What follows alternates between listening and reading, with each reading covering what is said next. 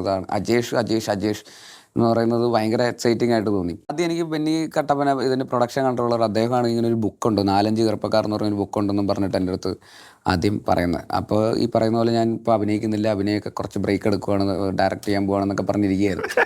ഞങ്ങൾക്ക് വേണ്ടാന്ന് വെച്ച് അപ്പോഴാണ് എനിക്ക് അന്നേരം ഞങ്ങൾ എഴുതിക്കൊണ്ടിരുന്ന എൻ്റെ റൈറ്റേഴ്സ് ഉണ്ട്, പോൾസണും അരുണും, ഈ 4-5 ചെറുപ്പക്കാർ എന്ന് പറഞ്ഞ ബുക്ക് ഓൾറെഡി വായിച്ചത്. അപ്പോൾ അവർ GR ഇന്ദുഗോപൻ ചേട്ടൻ എഴുതിയ ബുക്കാണ്.